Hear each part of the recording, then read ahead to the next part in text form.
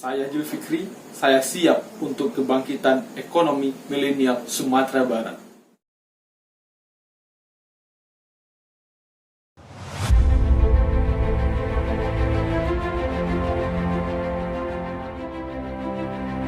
Manusia dari dulu sampai sekarang tidak bisa lepas dari kebutuhan pokok. Kebutuhan pokok yang dimaksud adalah kebutuhan akan adanya makanan.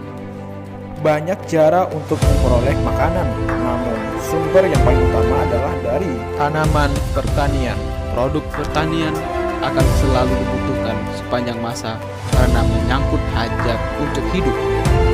Indonesia adalah negeri yang subur, negeri yang mempunyai lahan yang luas dan cocok untuk ditanami berbagai tanaman. Indonesia dikenal dengan negara agraris. Dari data Dinas Pertanian Kabupaten Pasaman Barat, luas lahan pertanian yang ada di Pasaman Barat pada tahun 2020 adalah seluas 37.447 hektar.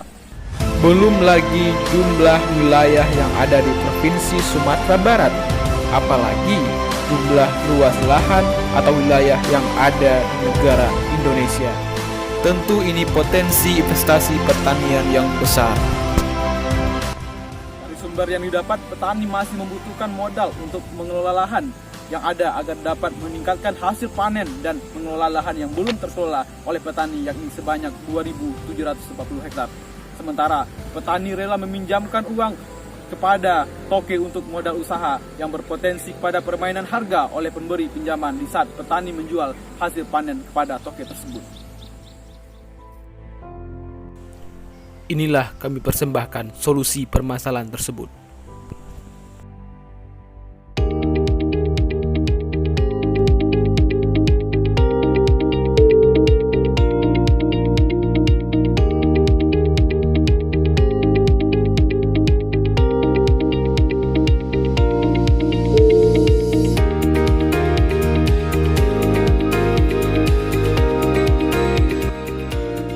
Trust Finance merupakan bisnis yang bergerak di bidang jasa keuangan dengan prinsip sesuai syariah.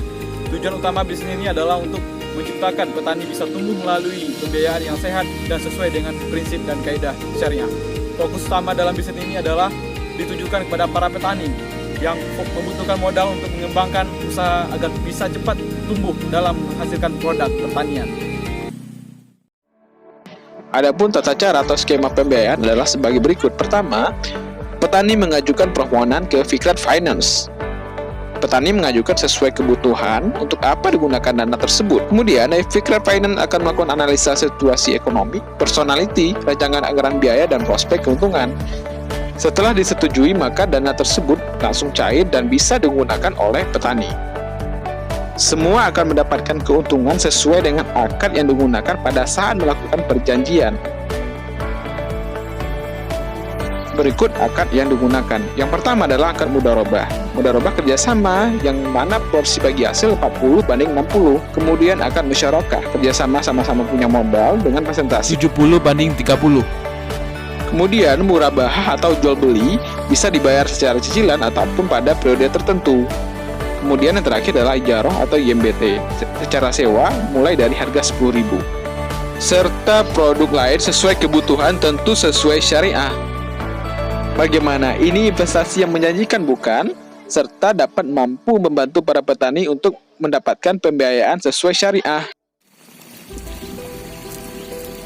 Fikrat Finance menyediakan fasilitas pembiayaan kepada para petani untuk digunakan dalam mengembangkan usaha pertanian dengan konsep sesuai syariah. Jenis pembiayaan yang bisa ditawarkan adalah dalam bentuk investasi, jual beli, dan sewa.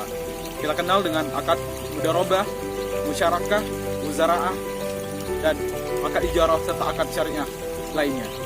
Melalui pembiayaan Fikrat Finance diharapkan dapat memberi solusi kepada petani supaya bisa keluar dari masalah permodalan sehingga para petani dapat membeli bibit, pupuk, alat, serta perawatan yang maksimal agar petani dapat menghasilkan produk pertanian dengan hasil yang memuaskan.